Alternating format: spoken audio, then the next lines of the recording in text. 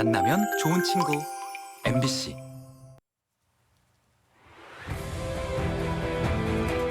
시청자 여러분 안녕하십니까? 한 주간의 뉴스를 더 깊이 있게 분석하는 전주 MBC 더 체크 이번 주부터 진행을 맡게 된 임홍진입니다. 이번 주 이슈 체크 첫 번째 순서는 6일 지방선거 여론조사 결과를 살펴보고요. 두 번째 순서는 지난 11일 제128주년 기념식을 치른 동학농민혁명의 의미와 전망을 짚어보는 시간 갖겠습니다. 이어 이슈 토론에서는 열흘 앞으로 다가온 6일 지방선거의 격전지와 관전 포인트는 무엇인지 선거 전망에 관해서 이야기 나눠봅니다. 먼저 이슈 체크 시간입니다. 6일 지방선거 여론조사 결과를 분석해보는 시간인데요.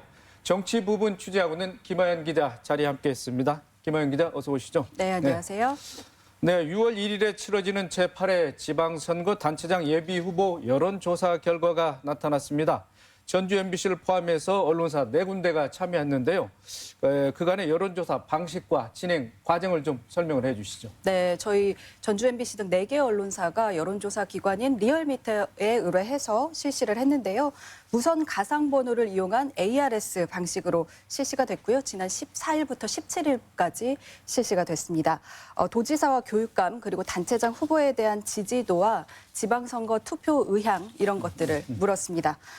저희를 포함한 여러 언론사들이 민주당 경선이 끝나기 전에 주로 여론조사를 많이 실시를 했었는데요. 이번에는 본선 대진표가 확정된 이후에 실시가 됐다는 점에서 이번 지방선거의 동향을 파악하는 데 의미가 있다고 볼 수 있겠습니다. 네, 먼저 도지사와 교육감 여론조사 결과를 한번 살펴볼까요? 네. 예, 도지사와 교육감은 비교적 판세가 좀 뚜렷한 것으로 나타났습니다. 우선 도지사 선거는요, 더불어민주당 김관영 후보가 69.3%, 국민의힘 조배숙 후보가 14.4%로 54.9%포인트 차입니다. 오차 범위 밖에서 김관영 후보가 크게 앞서는 모양새고요. 교육감 선거는 역시 서거석 후보가 크게 앞서고 있습니다. 서거석 후보 36.4%, 천호성 후보 26.7%, 김윤태 후보 19.1%로 나타났습니다. 다만 최근에 황호진 후보와 단일화를 한 천호성 후보나 김윤태 후보의 상승세가 좀 꽤 가파른 것으로 나타났습니다. 그래서 이 두 후보 간의 단일화가 교육감 선거에 남은 변수가 될 것으로 보입니다. 네, 도지사, 도교육감 후보에 이어 14개 시군 단체장 조사 결과도 한번 살펴보겠는데요. 특정 정당의 특정 후보가 크게 앞서는 곳은 어디입니까? 네, 일단 좀 크게 앞서는 1위인 지역은요. 일단 민주당 후보가 1위인 지역이 6곳인데요. 익산 정원율, 군산 강임준, 진안 전춘성, 부안 권익현 모두 현직 단체장들이기도 하죠. 여론조사에서 1위로 나타났고요. 그리고 전주 우범기, 김제 정성주 후보도 오차 범위 밖에서 상대 후보를 앞서는 것으로 나타났습니다. 다만 김제의 경우는요, 지난번 조사에는 포함되지 않았던 김종회 후보가 이번에 단숨에 40%에 육박하는 지지율을 좀 얻으면서 좀 변수로 떠오르기도 했습니다. 그리고 무소속 후보가 앞서는 곳도 있는데요. 순창의 최영일 그리고 완주의 구경석 후보 모두 민주당을 탈당해서 무소속으로 나선 후보들이거든요. 이 후보들도 1위로 나타났습니다. 다만 이번에 무주군수 여론조사는 조사 과정상에서 일부 오류 가능성이 제기가 돼서 저희가 발표해서 제외를 했습니다. 네, 예비 후보 1위가 좀 여유 있게 앞서는 곳이 있는가 하면 또 접전인 곳도 있습니다. 어떤 곳일까요? 예, 오차 범위 내에서 접전인 곳이 5곳으로 나타났습니다. 우선 고창과 임실 그리고 장수는 무소속 단체장과 민주당 후보 간의 접전으로 나타났고요. 그리고 남원과 정읍도 민주당 출신이 탈당 후에 무소속으로 나선 곳인데 접전 양상으로 나타났습니다. 네, 그렇군요. 네, 그중에서도 초접전 양상이 벌어지는 곳이 또 있군요. 예, 여론조사 수치상으로 굉장히 근소한 차이가 난 곳은 정읍과 고창이었습니다. 정읍은 민주당 이학수 후보와 무소속 김민영 후보가 불과 0.2%포인트 차이였고요. 그리고 고창군수 선거는 민주당 심덕섭 후보와 무소속 유기상 후보가 1.2%포인트 차이밖에 나지가 않았습니다. 마지막까지 결과를 좀 예측하기 힘든 곳이 될 것 같습니다. 네, 그렇군요. 네, 이번 여론조사 결과를 두고 봤을 때 두드러진 특징이라고 하면 무엇을 꼽을 수 있을까요? 예, 일단은 여론조사를 해보니 접전지가 꽤 늘었다는 것입니다. 저희가 지난달 여론조사는 민주당 공천 전에 이루어졌었잖아요. 근데 이번에 민주당 공천에서 상당히 많은 변수들이 나왔거든요. 무소속 그러니까 민주당의 유력 후보들이 도덕성 논란, 자질 논란들이 불거지면서 무소속으로 나섰는데 이 후보들이 일부 지역에서 강세를 보이면서 접전지가 늘어난 것이 좀 특징이라고 볼 수 있겠습니다. 그런데 이제 민주당 무소속 후보 외에 다른 당은 뭐 전혀 지금 힘을 쓰지 못하는 그런 양상이지 않습니까? 예, 여론조사상으로는 그렇게 나타나고 있습니다. 전주시의 서윤근 후보 그리고 정의당의 서윤근 후보 그리고 국민의힘 김경민 후보가 출마를 했는데요. 각각 10%대 지지율을 얻었습니다. 그리고 군산의 국민의힘 이근열 후보도 10%대인데 지지율이 다 오르긴 했습니다. 그러나 여전히 1위와는 좀 거리가 먼 상황입니다. 저희가 이번에 정당 지지도도 조사를 했는데요. 민주당이 역시 65.1%로 압도적으로 좀 우위로 나타났고요. 국민의힘 14.7%, 정의당 8.1% 순이었습니다. 다만 조금 눈여겨볼 점은 지난 4월 여론조사와 비교하면 민주당이 한 11.5%포인트가 하락했습니다. 그리고 국민의힘이나 정의당은 5% 안팎으로 오른 상황이거든요. 이것들이 어쩌면 민주당 독점에 대한 유권자들의 견제 심리 혹은 민주당 공천 과정에서 이번에 기초나 광역의원에서도 많은 잡음들이 있었거든요. 그런 거에 대한 반발 심리 이런 것들이 반영된 게 아닌가 그렇게 생각하고 있습니다. 네. 또 무소속 강세를 이야기하셨는데 사실 이제 민주당 공천을 받지 못해서 무소속으로 나온 경우도 있지만 무소속 옷만 입었지 또 실상은 이제 민주당 출신인 그런 인사들이 있고 한번 그런 대결을 또 우리가 좀 주의 깊게 또 우리 관전을 해야 될 것 같습니다. 네, 그렇습니다. 네. 그리고 끝으로 이제 이번 선거 뭐 한번 전반적으로 좀 정리된 말씀을 좀 해주시죠. 네, 이번에 이제 저희가 여론조사를 실시를 했는데요. 근데 말씀드리고 싶은 건 말 그대로 여론조사는 여론조사일 뿐이라는 겁니다.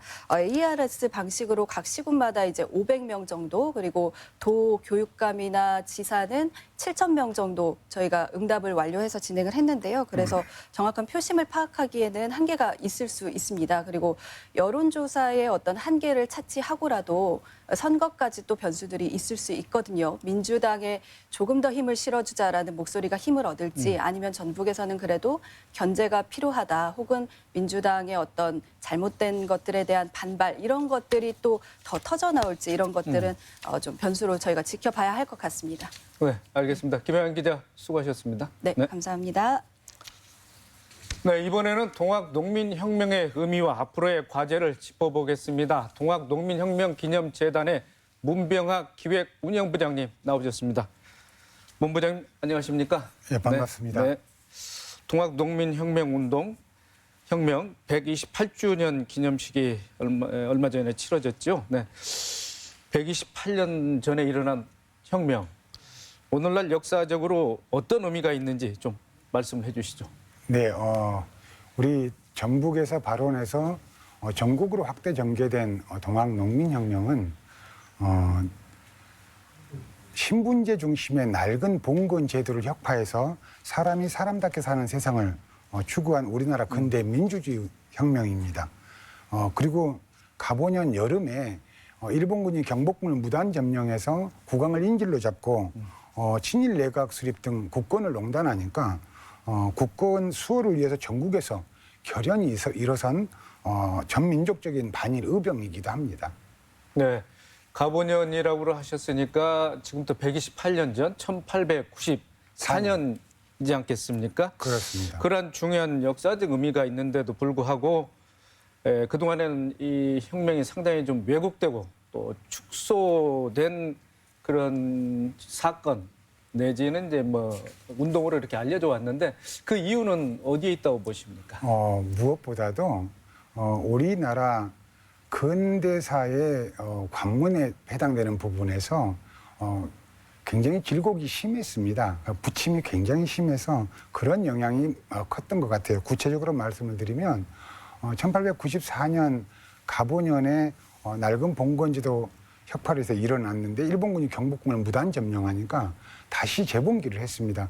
그렇게 올라갔는데 당시에 농민군이 가지고 있는 무기라는 게 기껏해야 화승총 정도인데 일본군이나 광군은 세계 최정예 근대 무기인 영국제 스나이드 소총을 가지고 있었단 말입니다. 그리고 그 일본군과 광군은 정예 훈련을 받은 군인이었고 우리가 흔히 동학 농민군이라고 말하면 군인이 아니고 농민들이란 말입니다. 그러다 보니까 훈련도 안 돼 있고 무기의 열쇠도 뚜렷하고 이러다 보니까 결국은 가보년 그 시린 겨울 산하에 선열을 뿌리면서 쓰러지고 말았는데 그 이후에 우리 조선은 일제강점기로 들어갔지 않습니까? 그러다 보니까 일제강점기 때 일본인 학자나 식민사학자들이 자기들과 싸워서 이긴 반일 민족항쟁의 역사적 의미를 거세한 겁니다. 그래서 동학농민혁명은 특정 지역에 말하자면 고부 군수 조변과 확정에 의한 밀란 이렇게 축소 왜곡해서 역사의 뒤안길에 버려져 왔습니다. 그런 측면에서 그 의미가 상당히 100년 가까이 이렇게 지속되어 오다 보니까 그 역사적 의미가 완벽하게 바뀌어버리고 축소된 그런 상황들을 우리가 겪어온 겁니다. 네, 그렇다면은 전라북도에서는 전주, 고창, 정읍 지역에서 동학 혁명이 일어났지 않겠습니까? 그러면 이게 또 전국적으로 확대됐다고 그러는데 전국적인 그 혁명 양상은 어땠는지 좀 간략히 설명을 해 주시죠. 우리가 일반적으로 동학농민혁명이 일제강점기 뭐 이렇게 정치 혼란을 겪으면서 축소되다 보니까 네. 동학농민혁명은 전라도 서남해안 지역의 사건으로 이렇게 축소됐는데 황해도 해주 출신의 동학농민군 한 분을 얘기하면 깜짝 놀랄 겁니다. 김창수. 이후에 이름을 바꿔서 백범 김구 선생이시죠. 19살 때 동학농민군이었습니다. 그래서 황해도 해주에서도 반일항전과 그쪽에 탐관 오리들과 적극적으로 싸움을 했었죠. 그뿐만 아니라 강원도 홍천이나 그다음에 경남 하동의 고승당산, 전남 장흥의 석대들 이런 그리고 충북의 보은, 북실 이런 수많은 것들이 동학농민혁명과 혁명군이 일본군과 광군의 연합들이 맞아서 싸웠던 곳입니다. 가보년 겨울 산하에 뜨겁게 달궜던 것들입니다. 그런데 우리는 황태현 전투나 장성 황룡 전투 이것밖에 모르는 거죠. 역사의 왜곡 때문에 그렇습니다. 축소 때문에 그렇습니다. 네, 그런 동학농민혁명의 축소 왜곡돼 알려져 오다가 바로 잡게 된 계기도 있었을 거 아닙니까? 그렇습니다. 무엇보다도 1960년 4.19 혁명이 그 사회적 분위기가 상당히 좀 민주적인 분위기가 고양되면서 관심을 갖게 됐습니다. 특히 그때 역사학계에서 식민사학 극복의 필요성이 제기되면서 자연스럽게 우리 민족의 역사적 정통 이 맥락을 찾다 보니까 동학농민혁명에 대해서 관심을 갖게 됐습니다. 그런 속에서 67년 12월에 정읍에서 갑오동학혁명 기념사업회가 만들어지고 시민운동 차원으로 승화돼서 이게 기념사업들이 시작되게 됐죠. 그런데 그때만 해도 동학농민혁명 기념사업은 우리 전라북도에 국한된 측면이 있었습니다. 문제는 1980년대 5.18 민주화운동 뭐 이런 계기로 민족민주운동 세력이 급격하게 성장하면서 1980년 중반쯤에 이제 동학농민혁명 관련 박사학위 논문들이 나오기 시작하고 소장학자들이 연구를 본격화하게 됩니다. 특히 86년에 3년 전에 고인이 되신 역사학자 이유화 선생님 같은 분이 동학농민혁명 연구에 몰두하기 시작합니다. 그러다 보니까 동학농민혁명의 전국적인 반일 민족항쟁으로서의 면모라든가 이런 것들이 밝혀지면서 100주년을 성대하게 치르게 됐고 그리고 나서 2004년에 특별법이 제정되게 된 그런 쾌거를 맞게 된 겁니다. 네, 특별법 제정으로 해서 또 어떤 사업이 전개됐습니까? 법명이 동학농민혁명 참여자 등의 명예회복에 관한 특별법입니다. 아까도 말씀드렸던 것처럼 역사 뒤안길에 100여 년 가까이 반란 사건으로 왜곡되고 버려져 오다가 보니까 자연스럽게 그 후손들은 반란군의 자손, 후손, 이렇게 역적의 자손 이렇게 매도돼 왔습니다. 그래서 동학농민혁명 참여자는 물론이고 그분들의 후손의 명예를 회복하는 것이 굉장히 중요하다. 그런 측면에서 명예회복법이 된 겁니다. 예. 그래서 명예회복법을 통해서 참여자를 조사하고 그 유족분들도 조사해서 등록하는 그런 사업들을 지금 꾸준히 추진해 오고 있는데 현재 3,694명의 참여자를 조사 등록했습니다. 그리고 그 유족은 약 1만 2천 명 정도를 지금 확인하고 있습니다. 그런데 자료나 이런 것들이 남아있지를 못해서 아직 많이 참여자로 등록하고 있지 못합니다. 많은 관심 부탁드립니다. 그러다가 마침내 이제 5월 11일을 2019년도였죠. 동학농민혁명일이 국가기념일로 제정이 됐지 않겠습니까? 네. 그 그렇습니다. 의미도 좀 설명을 해 주시죠. 정명은 대단히 중요합니다. 정명, 이름을 제대로 갖는 게 굉장히 중요한데 동학농민혁명은 수많은 이름들을 갖고 있습니다. 비로소 동학농민혁명으로부터 125년 만인 2019년 2월 26일 국무회의를 통과하면서 동학농민혁명 기념일을 5월 11일 동학농민군이 전라감영군을 맞아서 크게 승리한 황토현 전승일을 국가기념일로 제정했습니다. 이후에 정부 주최로 기념식을 매년 진행해 오고 있습니다. 네. 동학농민혁명의 정신을 계승하기 위해서는 민관학 또 관련 단체들이 앞으로도 지속적으로 노력을 해야 될 텐데요. 마무리 말씀으로 해서 어떤 노력이 필요하고 또 당부의 말씀도 곁들여서 해주시기 바랍니다. 동학농민군이 이 땅에 피우고자 했던 사람이 하늘이라는 이 차원 높은 인본주의 정신 대단히 중요한 인류의 가치이기도 합니다. 이것을 전국화하고 세계화하고 우리 후손들에게 알려서 미래화하는 그런 작업들에 이렇게 적극적으로 힘을 기울여 나갈 필요가 있다고 생각합니다. 이거는 누구 개인이 할 수 있는 게 아니고 우리 도민은 물론이고 우리 국민 모두가 깊은 관심과 다함없는 애정을 보였을 때 성공할 수 있는 그런 정신선양 사업이라고 생각합니다.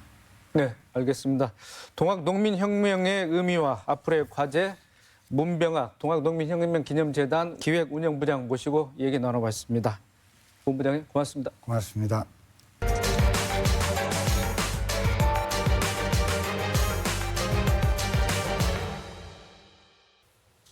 이슈 토론 이어가겠습니다. 6일 지방선거가 열흘 앞으로 다가왔습니다. 후보자들이 등록을 마치고 본격적인 선거 운동에 들어갔는데요.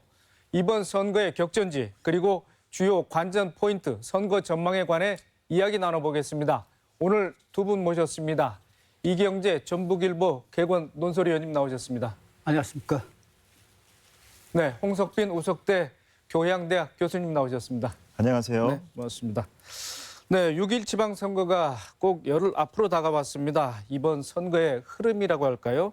어떤 특징을 엿볼 수 있는지 먼저 이경재 위원님께서 말씀을 해주시죠. 네, 이번 지방선거는 대선 뒤끝에 치러지는 선거라서 대선 영향이 크게 작동이 될 걸로 이렇게 다 판단을 했지 않습니까? 근데 이재명 민주당 후보가 이제 패배함으로써 호남 지역 정서가 강한 민주당, 그건 되게 조금 변화가 있는 것 같고요. 그 변화의 이제 큰 조짐이라고 할까?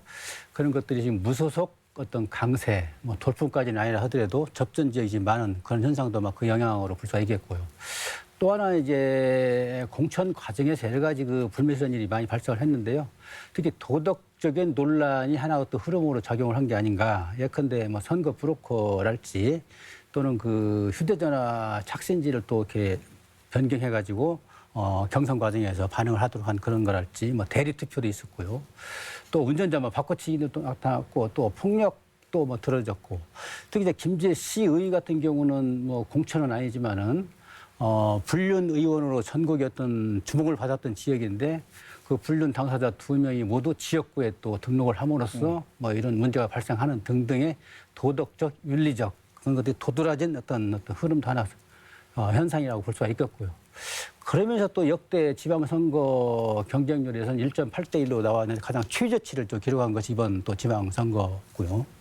또 이런 것들이 또 복합적으로 작용하면서 좀 선거 관심도 좀 떨어지고 있는 게 아닌가 그런 측면이 하나 있겠고요.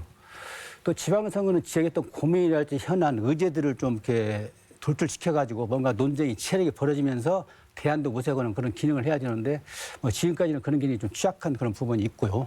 앞으로 이제 선거가 그냥 본격화되기 때문에 그런 논쟁이 가열되면서 우리 지역의 문제를 뭔가 좀 끄집어내가지고 어떤 논쟁 또는 대안 또 다른 어떤 그런 중앙정부에 접목시키는 그런 기능을 이번 지방선거 해야 되지 않느냐 이런 기대를 또 한번 해봅니다. 네, 이 의원께서 이번 토론의 그 흐름까지 쭉 말씀을 해주셨는데 여기에 또 보태실 말씀 있는지 우리 홍 교수님? 예, 정치권 전체 차원을 놓고 봤을 때 보면은 대선 이후에 이제 여소야대 전국 속에서 지방 정치권 구도가 어떻게 재편되느냐에 따라 가지고 이후 윤석열 정부의 국정 운영에도 상당한 영향을 미칠 것으로 보고요. 전라북도 정치권 차원에서 보자고 치면 이제 민주당 후보대 이제 무소속 중심의 대결 구도가 형성됐습니다. 유권자의 민심이 과연 어느 쪽으로 갈지가 귀추를 불러오고 있고요. 민주당 같은 경우 대선에서 패배하고 윤석열 정부를 견제할 수 있는 서력전이라고 볼 수 있겠고요. 국민의힘 같은 경우는 이제는 전북 내에서도 의원들을 배출하고 또 20% 이상의 그 지지율을 확보하는 것을 목표로 하고 있다 이렇게 들었습니다. 네. 민주당이 대선 패배를 소력한다 또는 먼저 다시 한번 승리를 해줄 수 있는가 그런 의문이 남는데 광해군 무투표 당선자가 전라북도에서만 22명이 된다고 그럽니다. 기초의원은 29명, 51명이 무려 51명이 무투표 당선이라고 그러는데 글쎄요, 이게 그 민주주의 체제 하에서 이런 선거를 해야 하는 그런 의미가 있는지 선거 의미가 좀 반감되고 퇴색되는 것 같습니다. 이 점에 대해서 어떻게 보십니까, 이 그렇습니다. 의원님? 이번 지방선거에서 그 도의원 선거가 36곳인데 예. 22곳에서 한 명이 후보 등록을 해가지고 선거를 치르지 않는 그런 기이한 현상이 또 발생을 했고 또 기초의원 선거구에서도 22명이 이제 무투표 당선하게 됐는데 이걸 보니까 호남에서도 마찬가지고 영남 쪽에서도 이 무투표 당선이 많더라고요. 네. 특히 이제 특정 지역의 쏠림 현상이 강한 지역에 이런 현상이 나타나는데 자, 이런 것은 우려되는 내용이 많아서 좀 문제라고 보고 있고요. 특히 이제 공약이랄지 자질이랄지 검증하는 것이 선거인데 그런 게 박탈이 되고 또 유권자의 선택 기회를 또 차단하는 그런 역기능이 크기 때문에 지방선거에서는 상당히 그 지역 정치의 왜곡을 가져오는 아주 안 좋은 그 현상이 이번에 나타났고요. 그럼 왜 그런 현상이 이렇게 두드러지게 나타나느냐? 그 여러 가지 이제 요인이 있겠습니다만은 지역에서는 지역 당협위원장이죠. 국회의원들의 영향이 상당히 크고 또 호남 같은 경우 또 영남 같은 경우는 절대적이라고 보거든요. 그래서 그런 기능이 작동되지 않았냐는 어떤 의심을 해볼 수밖에 없는 상황이고요.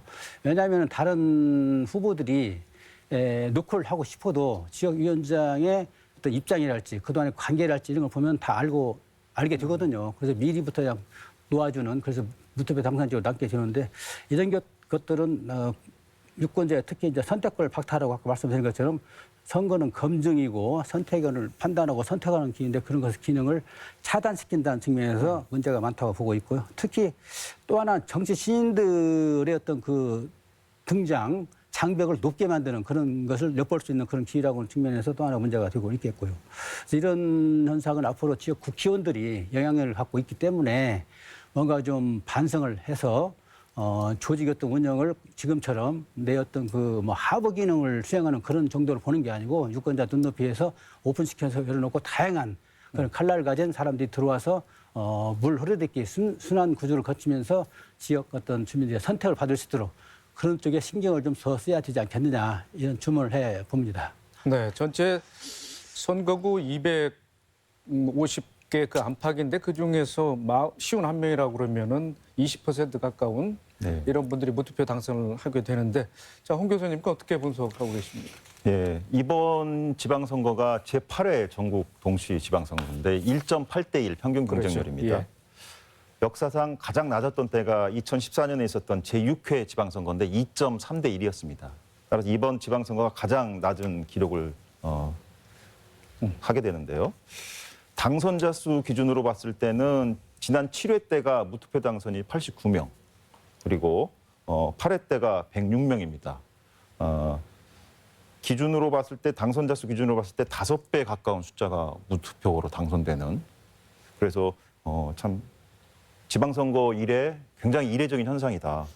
특히나 지난 과거를 좀 돌이켜 보면 과거 이제 5.16 군사 쿠데타 이후에 이 지방자치제도가 이전부터 있었지요. 재헌의회 시절부터 있었는데 정지돼 있다가 1995년에 이제 부활이 됐죠. 그러면서 지방의원들 같은 경우에 소위 이제 지방의원 보수라고 하는 세비, 의정활동비가 명예직으로서 무보수였던 적이 있었습니다. 그것이 2006년부터 유급으로 바뀌었고요. 그러다 보니까 이제는 유권자들 입장에서 보면은 소위 이제 밥값을 하는 그 요구 사항들을 이제 많이들 하시게 되는 것이죠. 따라서 지방 의원들의 자질론 또 실력 있는 그 대안론 이런 것들에 대해서 많이 좀 챌린지를 하시고 있는 것 같고요. 따라서 이번에 무투표 당선이라는 것이 갖고 있는 상징성의 의미가 어떻게 보면은 이제는 제대로 된 좀 일꾼들을 우리가 좀 뽑을 수 있어야 되는데 그런 기회마저도 이 무투표 당선으로 하게 되면은 찬반할 수 있는 기회조차도 사라져버리는 거 아니냐. 이에 따라 가지고 유권자들에게는 상당한 불만 요인으로 작동하지 않을까 그렇게 생각이 합니다. 네. 무투표 당선이 있기까지 뭐 특히 이제 민주당 내부에서 이제 경선 과정이 있고 또 공천 과정도 있었습니다만은 그 원칙과 기준이 많이 훼손됐고 그렇지만 또 그 변화의 분위기도 뭐 감지된다고 이런 뭐 얘기도 들립니다. 우리 홍 교수님 어떻게 보고 계십니까? 예. 민주당 공천 과정에서 아까 우리 이경재 의원님 말씀했듯이 많은 논란들이 있었죠. 그런 문제는 이제 차치하고라도 제도적인 개선을 통해서 보완해야 될 문제라고 생각을 하고요. 무엇보다도 이제 지방 기초단체, 자치단체 의원이나 광역의원 같은 경우에 민주당이 이번에 권리당원 100%를 통해 가지고 당내 경선을 했었지 않습니까? 그러다 보니까 이미 권리당원의 세를 확보할 수 있는 그 후보자들이 사실상의 이제 이익을 취하는 그런 구도였기 때문에 그런 측면에서 좀 민주당의 그 당내 경선 제도를 좀 획기적으로 변화시킬 필요가 있지 않느냐. 유권자의 눈높이에 맞춰서 미국식 오픈 프라이머리 제도라든가 100% 국민 참여 경선을 통해서 당심과 민심이 괴리된 게 아니라 민심을 반영한 당심이 돼야겠다. 이런 측면에 대한 좀 개선의 필요가 있을 것 같습니다. 네. 이 의원님께서는요? 저도 뭐 마찬가지 생각인데요. 민주당이 처음에 밝힌 게 시스템 공천을 하겠다 해서 상당히 기대가 컸고요. 시스템 공천이라고 하는 건 일정한 공천 룰과 원칙 기준을 제시해가지고 그에 따라서 일관성 있게 나간다는 걸 이제 의미하게 되겠는데요. 운영하는 과정에서 뭐 고무줄 잣대랄지 또 이해령, 비해령식 결과가 나와가지고 공천 파행이란 말이 나올 정도로 어지럽게 돼 있는데요. 일단 그 가장 큰 원인은 이제 심사위원들이 기준을 갖고 이제 잣대를 들이대는데 심사위원들 구성을 보면은 의지를 볼 수가 있거든요. 그런데 심사위원들이 다 뭐 측근 또는 뭐 커뮤니케이션 들만한 그런 사람도 다 됐기 때문에 이제 그런 것들 문제가 지적을 해볼 수가 있겠고요. 그런 과정에서 필터링 기능을 이제 상실한 그런 결과가 나왔고요. 또 하나 아까 말씀을 하셨는데 이 권리당원 문제를 민주당이 중앙당에서부터 검토돼야 할 사안이긴 하지만 민주당이 권리당원 문제를 좀 심각하게 봐야 될 것 같다. 왜냐하면은 그게 동원이 가능하고 조직이 작동을 하고 돈을 주면서 권리당원을 밀어넣는 그런 거이기 때문에 선거 뿌로커가 기승을 부리고 그래서 이것은 유권자의 어떤 선택을 왜곡시키는 그래서 특히 호남 같은 경우는 민주당 후보로 되면은 뭐 거의 당선권에 있기 때문에 여기서 이제 이런 여러 가지 그 불법적인 것이 반영을 하고 있는데 이 권리당원 문제는 차제에 좀 반드시 잡아줘야 될 필요성이 있다고 보고 있고요. 특히 이번 공천 과정에서 문제가 많이 있었던 것이 시장 군수 선거였는데 거의 대부분의 이제 1등을 달리던 사람들이 이제 컷오프 되면서 이 사람들이 무소속 지금 나가서 짱짱한 지금 경쟁 구도를 형성하고 있거든요. 특히 또 재심을 신청한 그 비율도 가장 높은 게 이제 시장군수 선거였고요.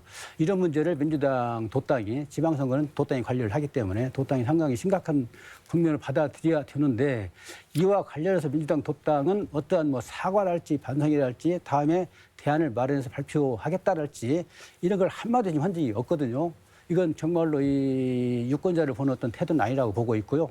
또 지역 정서가 뭐 이래도 민주당 저래도 민주당이기 때문에 그냥 가도 되는 게 아니냐 이런 자만심의 어떤 발로가 아닌가 싶어서 차제에는 꼭 그런 것을 주물해서 뭔가 대책이 나와야 되겠다 하는 거고요. 네. 예, 그래 지금 무소속으로 지금 민주당 공천자하고 경쟁을 하는 그 접전지역이라고 할까요? 또는 격전 지역이 대부분 공천 탈락에 나간 사람들이고요. 또 공천이 어떤 그런 이해를 도저히 나는 수긍을 못하겠다 해서 나가 지역들이거든요. 이런 것들을 민주당이 상당히 좀 뼈아프게 봐야 되지 않을까.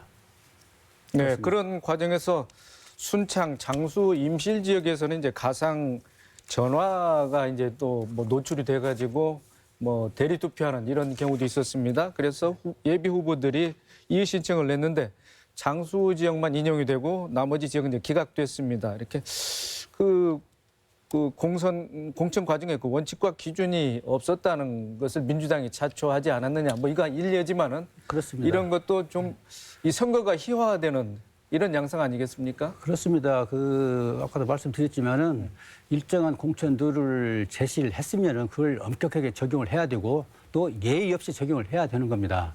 근데 이제 그런 과정에서 뭐 고무줄 잡대가 작동이 됐고 또 권리당원을 이용한 어떤 그런 불미스러운 불법적인 행태들이 아까 그런 말씀하신 그 연장선상에 다 이루어지는 거거든요.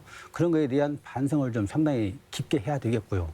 또 예컨대 처음에 뭐 대표적인 사례를 한번 얘기를 하면은 순창의 그 최영일 후보 같은 경우는 운전자 바꿔치기 저 부인으로 해서 그건 신문이라고 본인도 인정을 한 건데 또 공천을 줬어요.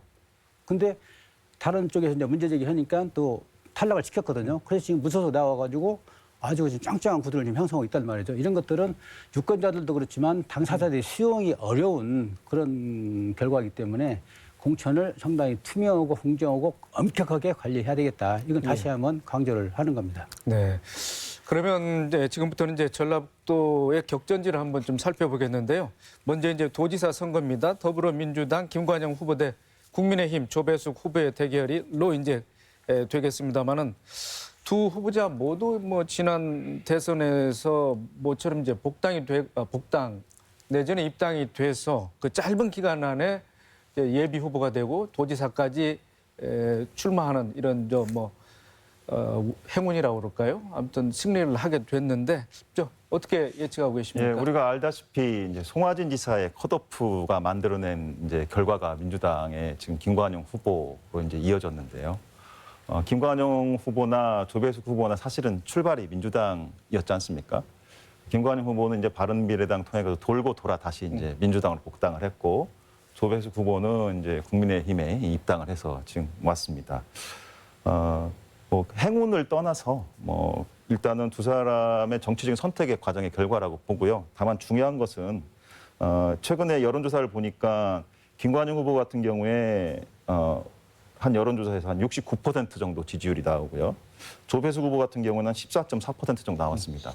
14.4%면은 지난번에 그 20대 대선에서 윤석열 당시 후보자가 받았던 그렇죠. 지지율하고 같고요.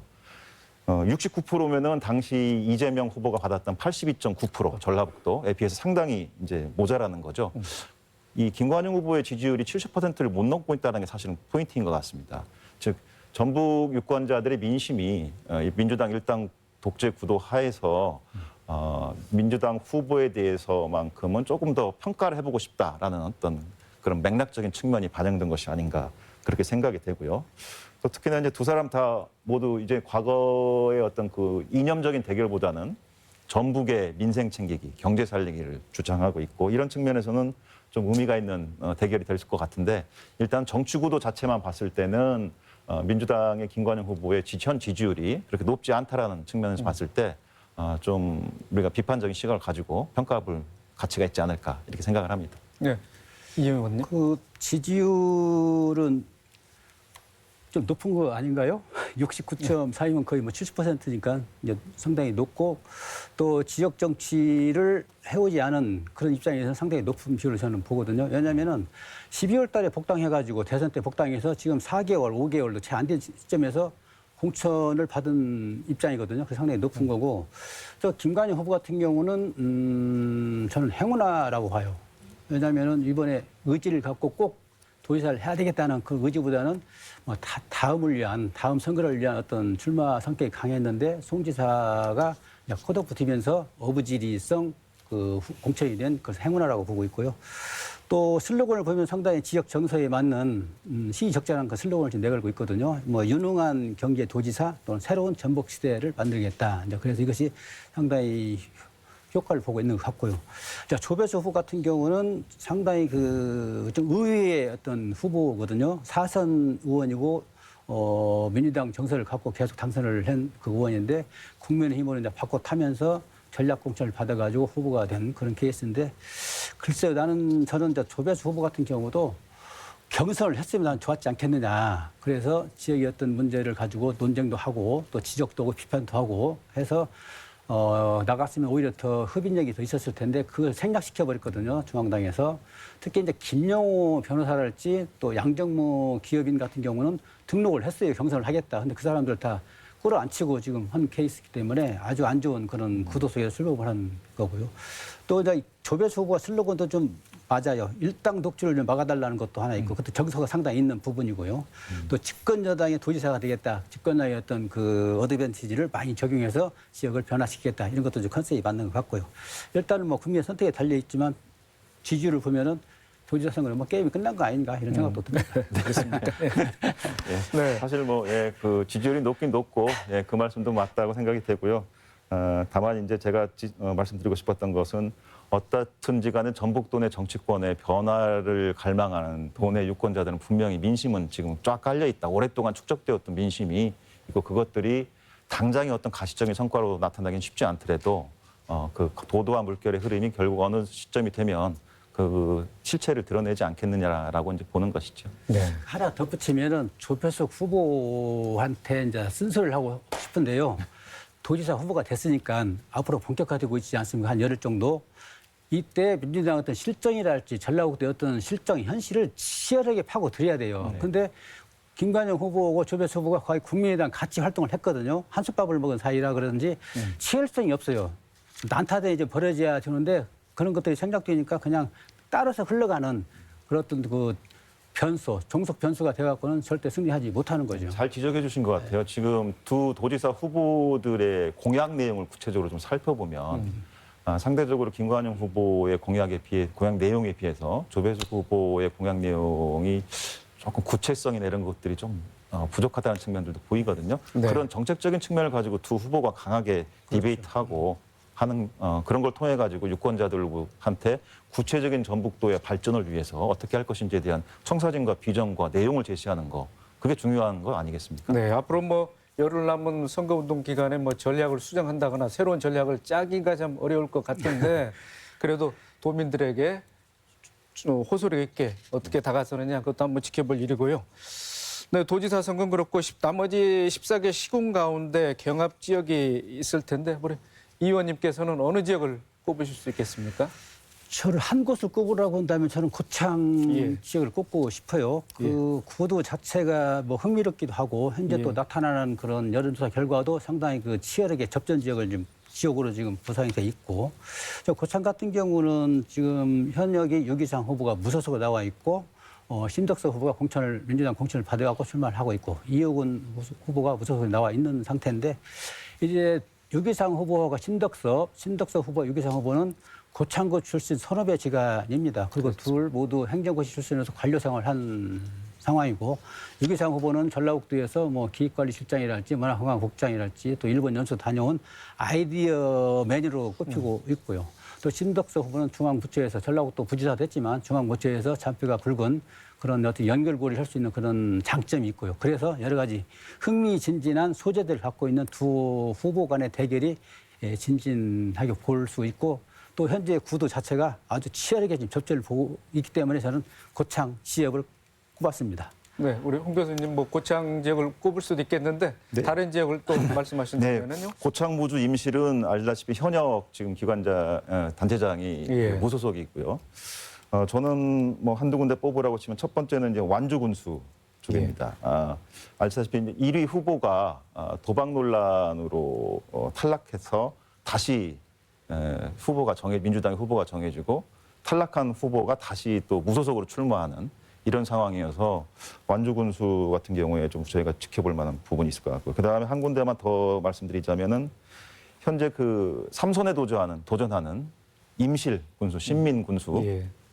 그 민주당의 한병락 후보 간의 대결이 이루어지는 임실군수 선거.